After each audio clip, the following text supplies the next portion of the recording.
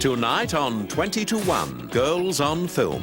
This is one hell of a chick flick. From classic comedies He's hilarious. I knew guys who were like that. to remarkable romances. It was an incredible kiss. And he actually scoops her up. and carries her out and the music swells. That's a chick's movie. We've got unforgettable tear-jerkers. I love him very much. Grabs you by the heartstrings. Not one for the guys, I would have said. Oh my God, I cried for weeks. And even some sexy sports. And she starts doing that running thing. She was our role model. Swiveling. It's three hot chicks saving the world, right? What could you want? Good evening, and welcome to 20 to 1, Girls on Film. Tonight we're counting down 20 chick flicks that have the women of the world laughing, crying and cheering. But don't worry, there's something for you fellas too. These films star some of the most beautiful actresses in the world. Plus, a young bloke can get a lot of brownie points by sitting through a Julia Roberts marathon. And speaking of Ms. Roberts, here's what you can pick up while walking the streets of Hollywood. Work it, baby, work it. At number 20, Julia Roberts is the pretty woman with an ugly job. Julia Roberts is the queen of the chick flicks. Love it! It's just such a fantasy flick, isn't it? When wealthy businessman Edward Lewis, played by Richard Gere, pops the question, it's not what most girls would expect to hear. Yes, I'd like to hire you as an employee. I will pay you to be at my beck and call. But for prostitute Vivian, it's an offer too good to refuse. The gorgeous, charming, beautiful, sweet, lovable young prostitute. Huh? Sorry, I have never seen a streetwalker that looks like Julia Roberts in my life.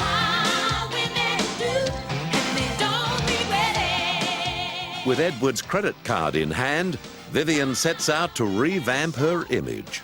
Look, I got money to spend in here. I don't think we have anything for you. You're obviously in the wrong place. And then when she finally comes in and does the big buy-up, isn't it amazing that their attitudes change? Do you remember me? No, I'm sorry. I was in here yesterday. You wouldn't wait on me? Oh. You work on commission, right? Yes. Big mistake. Big. Huge. I have to go shopping now. With an expensive wardrobe and sophisticated date, Vivian takes to her new life like a pro. Did you enjoy the opera, dear? Oh, it was so good I almost peed my pants. What? She said she liked it better than Pirates of Penzance.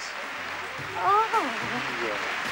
There's something about Pretty Woman that draws the women of the world in. I don't know what it is. I mean, it does have everything. Prostitutes, fast cars, fine dining. Slippery little suckers. What more could you want? It's sappy and it's unrealistic and it's unbelievable, but it's still so romantic. So what happened after he climbed up the tower and rescued her? She rescues him right back.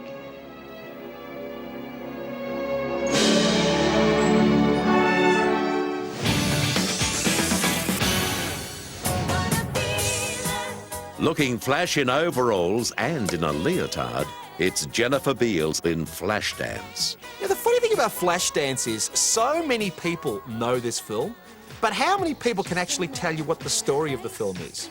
Beautiful story about a young steel-working welder chick. She's a welder by day, and then she becomes this erotic dancer by night. Come on, give me a break. Just dance, will you? Forget the welding. That is Alex's dream, to be taken seriously in the stuffy world of ballet.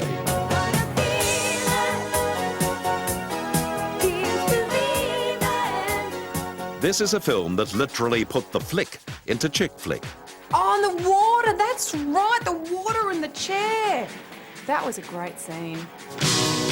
What girl hasn't dreamt of dancing on a stage and water cascading on her hair and flicking her hair about and, you know, looking beautiful? Everyone does that, except me, because I don't have any hair. Just a steel town girl on a Saturday night. And she starts doing that running thing and that running thing. And the feet, you know. What aerobics instructor doesn't use that today? This inspirational story didn't just inspire trained dancers.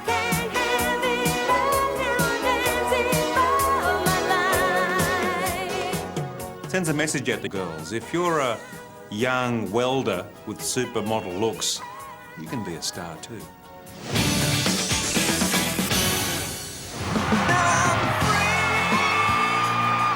Since when is a movie about a sports agent also a chick flick? When Tom Cruise gives heart and soul to Renee Zellweger, that's when. Yes, it's Jerry Maguire. It's such a beautiful movie. It's not only a great chick flick, it's a great all-rounder. Came here to let you go. Pardon me? Came here to fire you, Jerry. Forced to go it alone, Jerry's only support is single mum Dorothy. Who's coming with me besides Flipper? Here. I will go with you. Dorothy Boyd, thank you. She puts everything on the line for this guy. And the whole film, we're wanting him to wake up and see what a great woman he has. And I love the little kid. You never wanted this kid to grow up. Do you know that my next door neighbor has 3 rabbits? Jerry and Dorothy start a new agency. Problem is, they only have one client, a second-rate footballer with a first-class ego.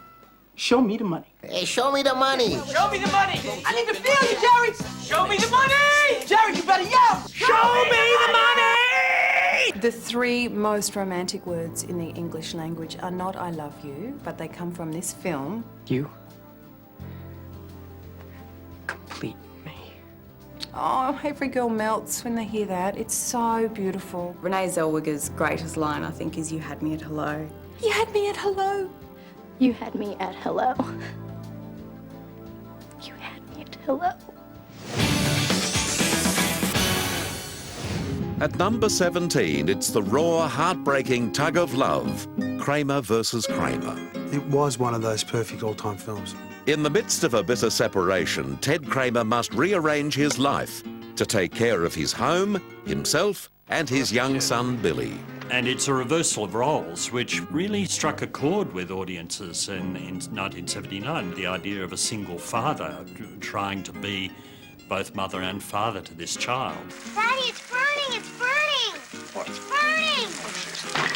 Oh, damn it! Oh! This family tragedy won 5 Oscars, including Best Picture and Best Screenplay. Put that down, Richard Jack. What is this crap? 8-year-old Justin Henry, who played Billy, is the youngest actor ever nominated for an Oscar. I don't like it anymore. What do you mean if you don't like it? You're gonna have a great time with Mom. It did very much cement Meryl Streep's status as a great actress, even though the character she was playing was a very unsympathetic one. I want my son.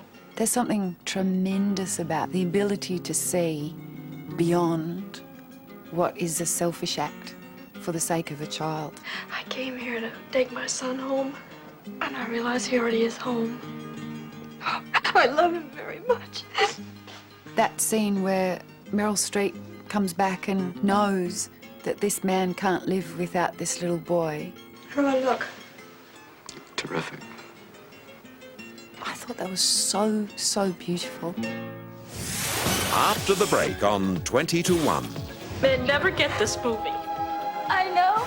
God, you better cry. I don't know why we do it to ourselves. Quirky and fun. How many movies do you see where a bloke's got his shirt open and his gut hanging out? One of those movies where I went, oh, breaks all the rules. It's brilliant.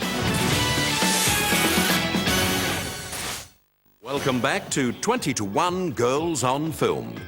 At number 16, have you ever thought about how your life would have turned out if you'd made a different decision at a critical time? Like what if you'd never seen Sliding Doors?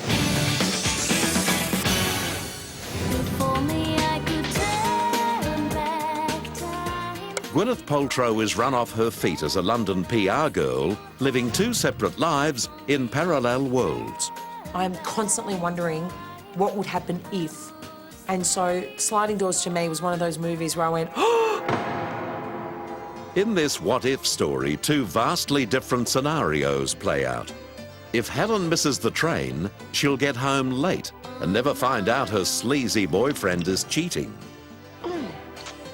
But if Helen catches the train, she'll get home early and bust him in the act. It would be absolutely devastating to walk in and there's your partner shagging somebody else. So while one Helen lives oblivious to the affair, the other moves out and moves on with a funny Scotsman named James. I kissed you. Yeah, I spotted that too. This movie was saying, you know, if you take this road, he could be waiting round the corner. You know, the door slides open, he could just be standing there. Confused?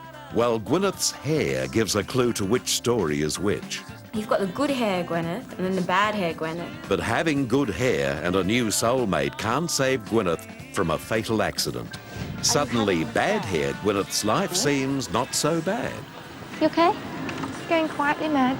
Thank God for that. I was worried. In the end, no matter which reality Helen lives in, she's destined to meet her one true love. You can fight it, you can choose this way, you can even go off the beaten track for a few years, but ultimately I believe you're going to end up where you're meant to. You know, when we're sitting around with a box of chocolate and a bottle of red wine after the bloke's dumped you because your ass is too big, that it's okay because tomorrow the door will slide open and Mr. Right will be just around the corner. The idea of one individual living separate lives in different universes is just ridiculous. Hi there. There's a handsome young lad. I'm a busy girl. I've got exactly 4 days to break up a wedding, steal the bride's fella, and I haven't one clue how to do it. At number 15 is a romantic comedy about best mates, breaking up, and bad karaoke. I run for the bus, dear. While riding, I think of us, dear. I say a little prayer for you. Love it. Forever and ever, you stay in my heart, and I will love you forever and ever. When Michael, Julianne's best friend, rings with some good news, she doesn't have the expected response.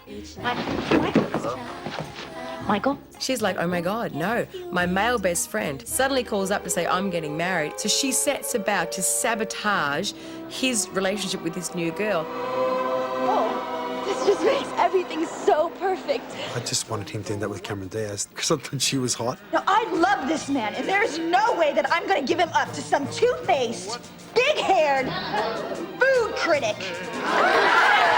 My best friend's wedding has got one essential ingredient in it for all the women, and you all know what I'm talking about.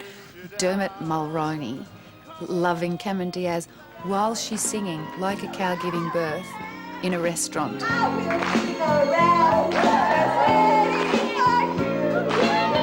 Standing by Julianne's side throughout the ordeal is her new best friend and fake fiancé, a gay publisher named George. Underplay. Got it. Hey! I'm Jules' fiancé, George. Just in time for a quick pre-conjugal visit, if you catch my drift. Despite Julianne's best efforts, Michael marries the other woman, proving that even in a Hollywood chick flick, love can pass you by. I thought I was going to be disappointed at the end when Julia Roberts didn't get the guy, but it kind of inverts your whole idea of a romantic ending. Maybe there won't be marriage. Maybe there won't be sex. But by God, there'll be dancing. At number 14, it's a story that revolves around football. Now this sounds like one for the blokes. I was married at your age. You don't even want to learn how to cook dal.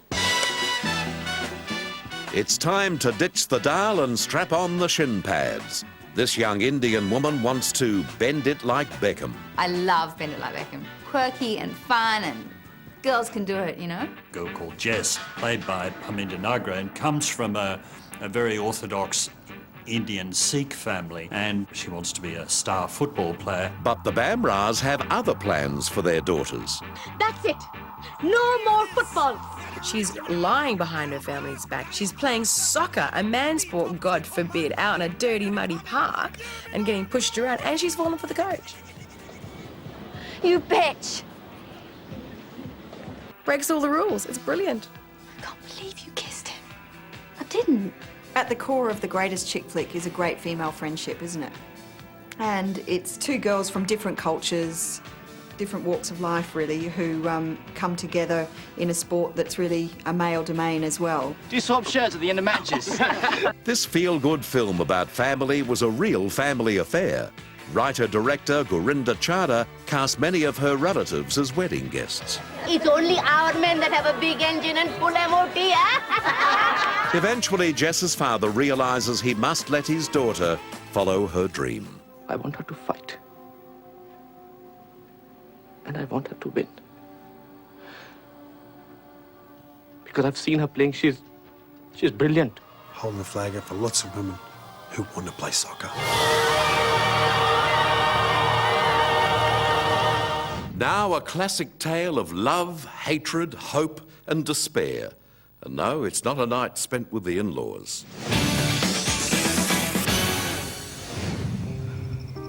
Romeo. Oh, Romeo. Wherefore art thou Romeo? At 13 is an ancient love story set in modern times. I loved Baz Luhrmann's Romeo and Juliet. I think it's one of the finest films ever made. I love the fantasy of it all. I think it's a timeless piece and a piece that you can watch over and over again. Parting such sweet sorrow that I shall say good night till it be morrow. Young hearts won't be denied, and these star-crossed lovers defy their families to be together. The love affair is superbly given, and I guess you know, teenagers of all ages adore that. It was an intensely beautiful film, and I actually shed a tear. My lips, two blushing pilgrims ready stand to smooth that rough touch with a tender kiss. It's taken one of the most famous love stories of all time and thrust it into the future, and it's so bold and so powerful. But the great thing about a good chick flick is when it's got a chick flick soundtrack. Run free. Never be hung up like my enemy. Crank that, turn it up to 11. I like the scene behind the fish tank together with the song playing was Desiree.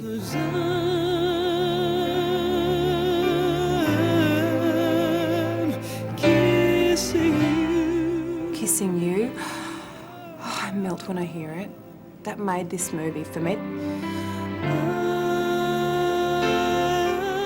That's like one of the most amazing scenes in a film, and she's just got that beautiful like angel outfit on, and there's these like colourful fish, and they're so like young and sweet looking, and you know it's going to end tragically, but you're still there.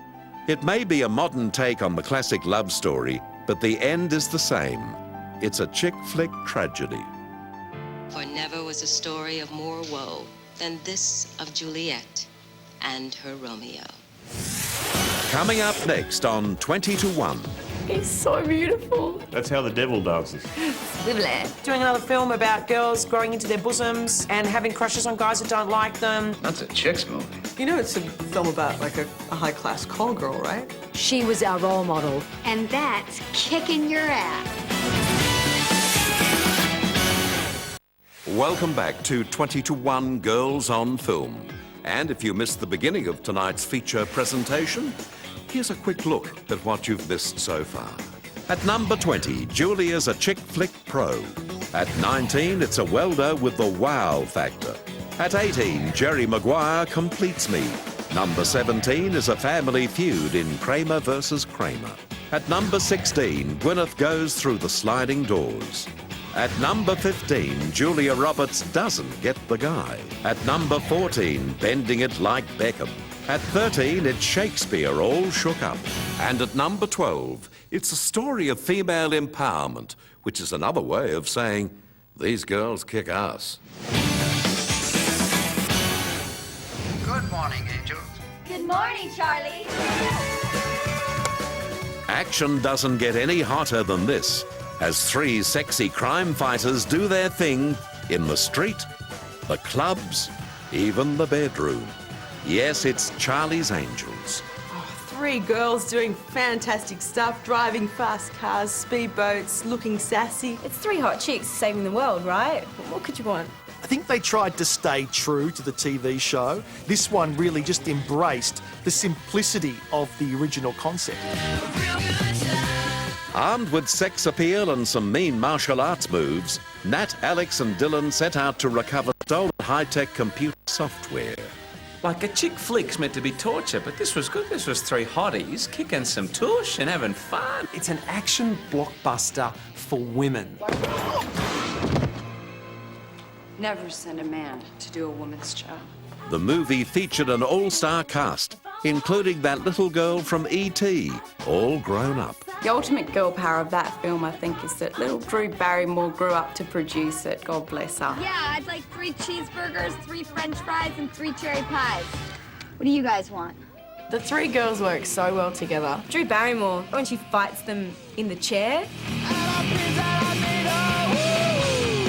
She's great. I love Cameron Diaz. She's fantastic. You know, I signed that release waiver, so you can just feel free to stick things in my slot. And Lucy Liu with the... You. These femme fatales don't need guns. They use their fists and female intuition to solve the crime and save the day. It definitely did mark a certain, like, change in the way that films were being made. That it was, like, okay to have Jane Bond instead of James Bond with a bunch of Bond women. And I think that's only a good thing. And that's kicking your ass. Now, when music starts, you don't dance till the tune. Got it?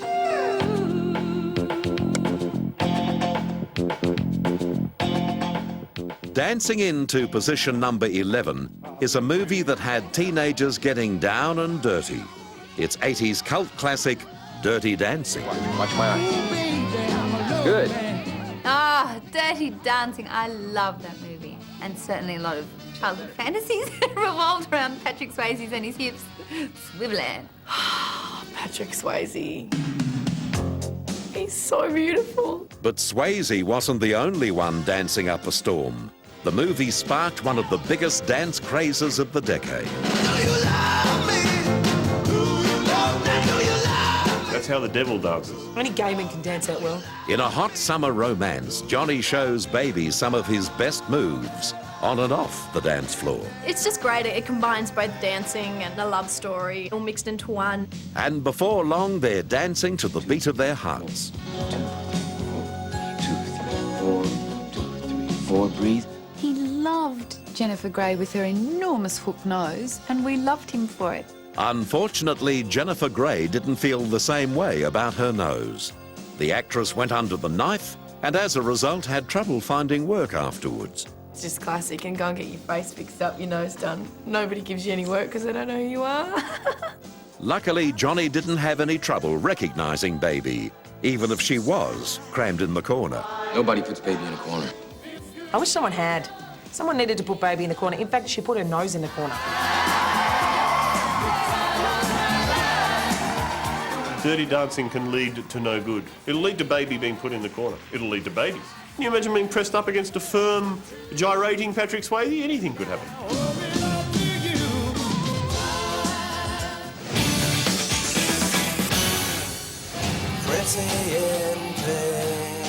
At number 10 is a Brat Pack film about peer pressure. Where'd you get your clothes? 5 and dime store? Teen angst. Blaine? His name is Blaine? Oh, that's a major appliance. That's not a name. And cool fashion. I don't see what makes you so different.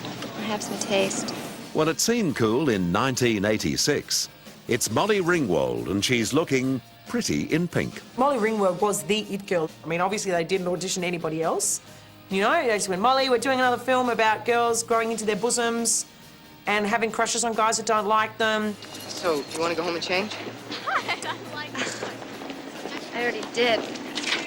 In high school, the course of true love never runs smooth. The beautiful yet quirky and insecure girl from the wrong side of the tracks who falls in love with the popular and very rich boy, but doesn't understand and doesn't realise that love is standing right in front of her in the form of her slightly oddball best friend. Good morning. Welcome to another day of higher education. Hi, Jackie. How are you? We just see ourselves in Molly Ringwald, and we'd all dress like her. Perhaps the most memorable fashion moment is the dress Andy whips up for the prom. Oh, my God, look at you. Another first. She was our role model for all of us that felt a little bit daggy. It gave you hope that the cute boy at school could see the best in you. Feel any better if I asked you to the prom? Like all good chick flicks, it's a happily ever after ending. Andy finally gets the man of her dreams, and even the geek gets a girl.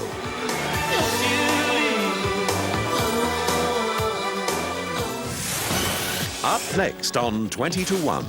Bridget Jones, wanton sex goddess. The original chick flick heroine. Why should I be happy about being a grandmother? All by myself. That is one of the most beautiful songs in a movie, I think, ever. It was an incredible kiss. That's the thing to look for in a man. I give it 3 Tim Tams. Welcome back to 20 to 1 Girls on Film. Dear Diary, today's sugar consumption, 16 units. Cigarettes, 0. Top chick flicks, 11 so far. Oh, Jesus Christ. Have you met Miss Jones? At number 9 is a woman obsessed with her weight, her love life, and her diary. She's the girl all women can relate to, Bridget Jones. Bridget Jones, wanton sex goddess with a very bad man between her thighs. Mum. Hi. Absolutely perfect, groundbreaking for this day and age. They say it's a chick flick, but who hasn't sat at home with dick turned up full boil? All by myself, don't wanna be all by myself. Oh. Texan actress Renee Zellweger delighted audiences with her portrayal of a modern British woman who gets her knickers in a twist. Me, absolutely enormous pants. You can see that she's wearing, you know, the big Nana suck-in gusset undies. And from then on, I could kind of just openly show people, go like, look, I'm wearing those Bridget Jones undies. I don't know any girl who doesn't have a pair of those undies. And some girls have parents who can't keep their nose out. Mark will be there. Still divorced. He's also still deranged. There's something that is so beautifully sexy about a slightly awkward Englishman. I like you. Very much. Apart from the smoking and the drinking and the vulgar mother and the verbal diarrhea. No, I like you very much. Just as you are. And then there's Bridget's other suitor, Playboy Daniel Cleaver. I find Hugh Grant extremely sexy. I'm king of the world! Me! I love the fact that the man she eventually fell in love with actually wore a reindeer jumper. And I think that's the thing to look for in a man. Wait a minute. Nice boys don't kiss like that. Oh, yes, they do. Someone exactly like you. Next up, a movie that has the essential ingredient for female fans. It stars Robert Redford.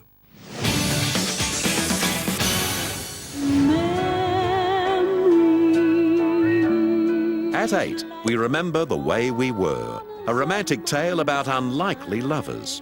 You'll never find anyone as good for you as I am, to believe in you as much as I do or love you as much. I know that. The fact that Barbara Streisand convinced us that Robert Redford wouldn't have as good a life without her was a testimony to a woman's self-conviction. Streisand and Redford prove that opposites do attract.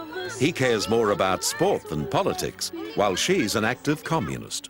Hitler and Mussolini are using the Spanish earth as testing ground for what they want.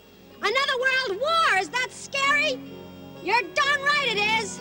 It is a wonderful portrait of the time, and it's a problematic relationship. I relate to it because I'm loud, I work in a radio station, and I force my opinions on others, and so does Barbara Streisand in this entire film. That's right. Despite their differences, Katie and Hubble are drawn together.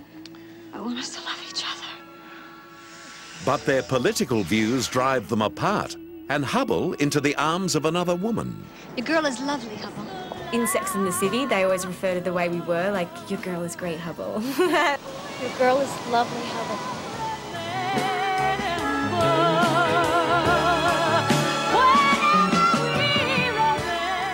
The movie's theme song was Streisand's first #1 hit in the States. It captured the essence of the film, that good memories last forever.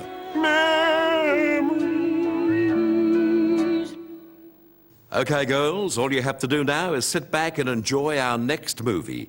Blokes, your job is to go out and get some more tissues. This is a good story. I'm glad you like it. At number 7 is a tale that tugs at the heartstrings. Sit back and settle in as an old man reads his wife, and the rest of us, a beautiful love story called The Notebook. This is one hell of a chick flick. Any woman that has seen this film raves and raves and raves about it. Enough reason for us guys to stay away. They fell in love, didn't they? Yes, they did. Good. I like this kind of story. Go on. It's the story of Ali and Noah, young lovers from different sides of the track. Then obviously they go off their separate ways and she meets another guy and wants to get married and he goes off to war and the mother doesn't like him. So he sends all these letters while he's at war but she never receives them because the mother hides them away. Thinking Noah doesn't love her, Ali falls into the arms of a man her mother does approve of. Marry me. Make me the happiest man in the world. But Ali is haunted by the memory of her time with Noah. She leaves her fiancé to rekindle the romance with the love of her life. It wasn't over.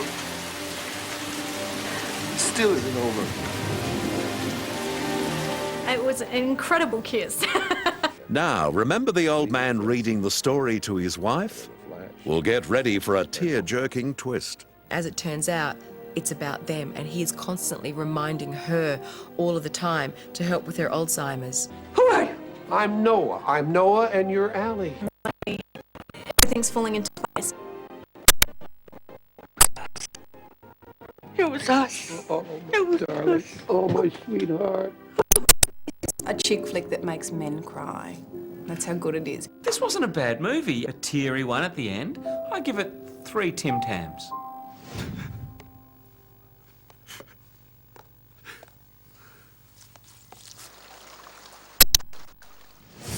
There's more to come on 20 to 1.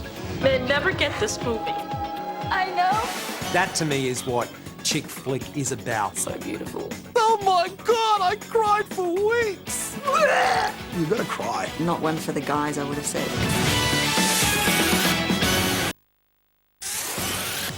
Welcome back to 20 to 1 Girls on Film. At number 6, a film about life, death, and female friendship. Steel Magnolias. I'm not crazy, Malin. I've just been in a very bad mood for 40 years. Steel Magnolias, great cast, great movie. Deals with death, new life, marriage, children. Steel Magnolias is one of those chick flicks which appeals to women because it's multi-generational and there's this whole sort of joy of women coming together as a group. Shelby, I hope you and Jackson be as happy as Lord and I were. We had such a good time. Miss Clary, there are still good times to be had. Steel Magnolias has my favourite line in the entire world when Shirley MacLaine sits down next to Olympia Dukakis and she looks at her and she goes, You are a pig from hell. and she goes like this, she moves her along, she shunts her off the end of a bench and she falls to the ground in a park seat.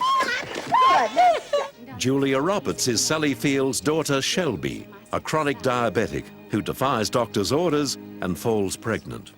I would rather have 30 minutes of wonderful than a lifetime of nothing special. In the middle of that story, you've got this absolute tragedy with, you know, the character of Shelby. She sacrifices her life just to have a child.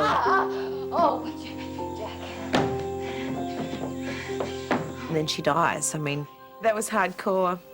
That was hardcore. Shelby, baby. Shelby.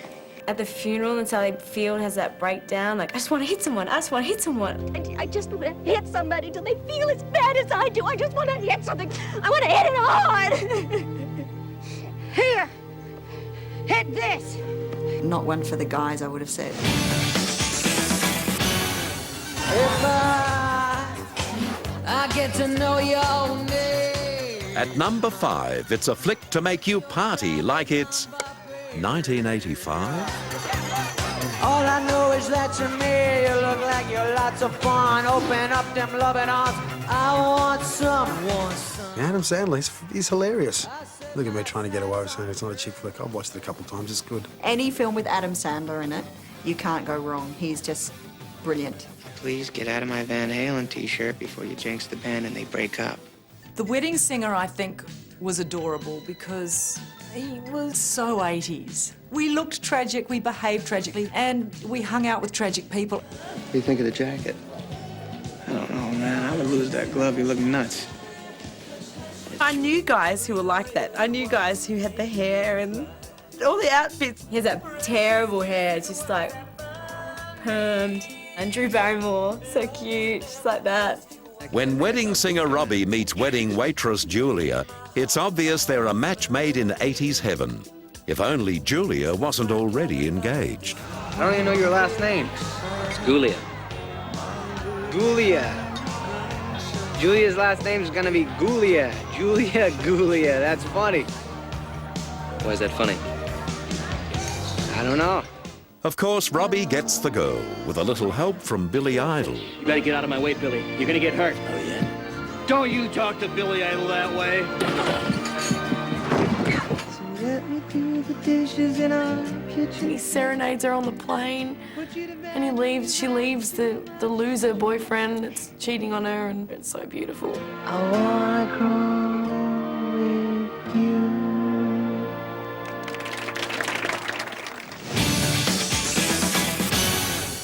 You must remember this. A kiss is still a kiss. What if you were in love with someone you'd never met? Why, it's enough to keep you awake at night. Or in Tom Hanks' case, Sleepless in Seattle. I love Sleepless in Seattle. I mean, I love both Meg Ryan and Tom Hanks. I think they're brilliant actors. Sleepless in Seattle was a beautiful chick flick, but in my personal opinion, it was... Since the death of his wife, Sam's been living a lonely, quiet life. That is, until his son Jonah decides it's time to find Dad a girlfriend. The son goes on the radio and Meg Ryan's character hears him on the radio. Sam, tell me what was so special about your wife. Well, how long is your program? She's one of thousands of women that send letters. Dad, read this, read this. Unsolicited love on the radio. You have to be careful. I don't care what the love god says. Let's be real, online dating is a really big thing these days, and I've got friends who have done it, so it could happen. Bunny boilers. It's obvious to chick flick aficionados that they're perfect for each other, if Sam's son can get them together. Why can't we go to New York? There is no way that we are going on a plane to meet some woman who could be a crazy, sick lunatic. Didn't you see Fatal Attraction? This is a film that's kind of based on another famous chick flick, An Affair to Remember. That's a chick's movie. Men never get this movie. I know. They actually go to the top of the Empire State Building to meet, just like they did in An Affair to Remember back in the 50s. It's you. It's me. It's all about love and optimism, isn't it? And everyone wants a happy ending. That's why this movie works. Meg Ryan and Tom Hanks were perfectly suited, even though they were hardly together for the whole film. They managed to bring it together. It was beautiful.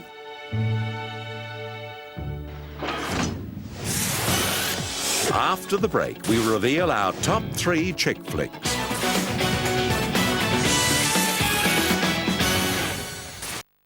Welcome back to 20 to 1, Girls on Film, as we reach tonight's top 3. And coming in third, well, it's time to get out your hankies again. Making women around the world laugh and cry is a poignant story about a mother and her daughter. I'm lying here next to the astronaut. Are you really? How was it? I loved Terms of Endearment. If you had my heart as a violin and there were strings to be plucked, this was a tragically sad film. The film stars Deborah Winger as Emma I'm unofficially pregnant. and Shirley MacLaine as her loving but often disapproving mother, Aurora. If you're not happy for me, I'm gonna get so mad if you're not happy. Why should I? Why should I be happy about being a grandmother? And Aurora soon has a beau of her own, falling for the aging astronaut who lives next door. I just didn't want you to think I was like one of your other girls. Not much danger in that unless you curtsy on my face real soon. Jack Nicholson and Shirley MacLaine both earned Oscars for their performances. I was doing laps when you called. Lucky for us. Only did 8. How many movies do you see where a bloke's got his shirt open and his gut hanging out like that? Don't you realize I'm a grandmother? got so much wisecracking, and then it suddenly stops and grabs you by the heartstrings. Rosie, our girl is in trouble. She had a cyst, a kind of a cyst, and it turned out to be malignant, and they're going to take her to a hospital in Lincoln, Nebraska. The bond between mother and daughter is highlighted when Emma is diagnosed with terminal cancer. The whole film turns around and you suddenly see these other wonderful aspects of people. I think the scene that stands out for me is where Shirley MacLaine is in the hospital screaming at the nurses to give her daughter the drugs that she needs. My daughter's in pain! Give her the shot, you understand me? You're going to behave. Give my daughter the shot! It is just one of the most gut-wrenching films. I don't know why we do it to ourselves. It's a female thing. God, you've got to cry.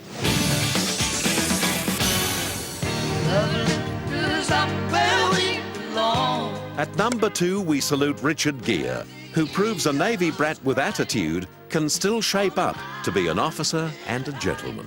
I want your DOR. You can kick me out of here, but I ain't quitting.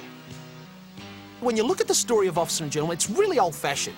But what sets it apart are those wonderful performances. Richard Gere, Louis Gossett Jr., Deborah Winger, and of course, the worst song in history.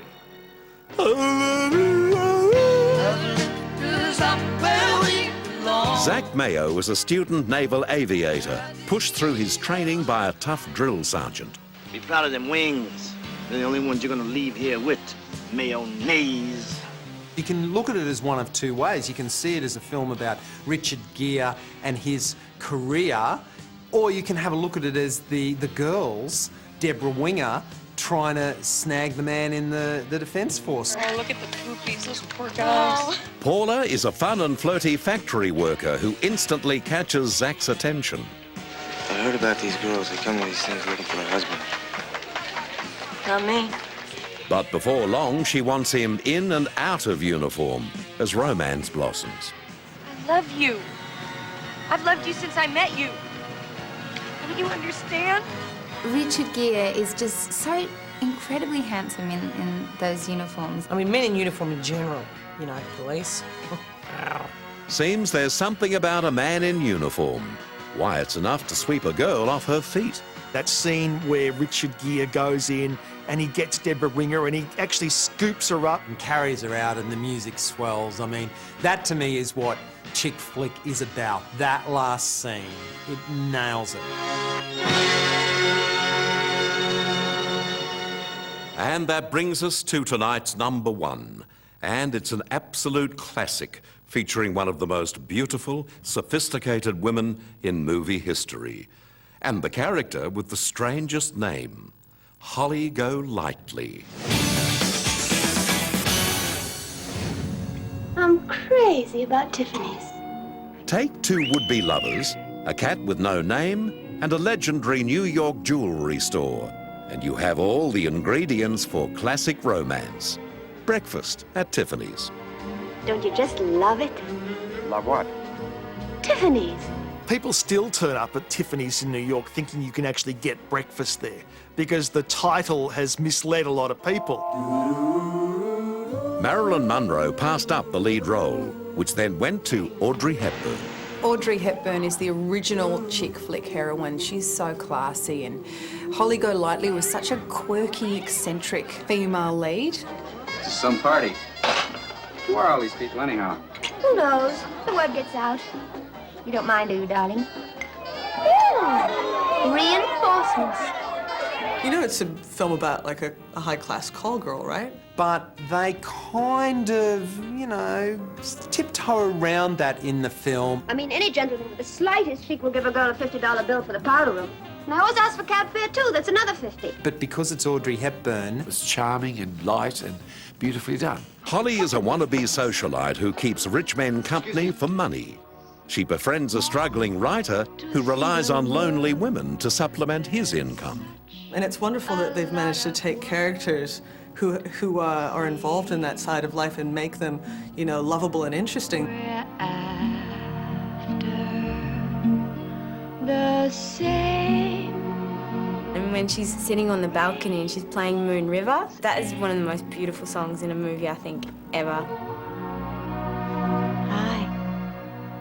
Hi. I don't care how much of a macho, tough bloke you are, in that closing scene, right, where she's in the cab and she opens the cab door and she lets the cat out and it's raining and then she suddenly appears. Where's the cat?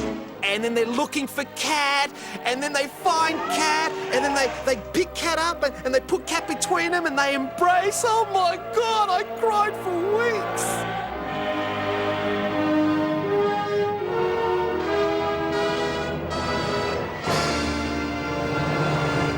Cat! Cat! Well, that's all for tonight's celebration of fantastic chick flicks. And for the guys who sat through the lot, now's a good time to mention that 2-week golfing holiday.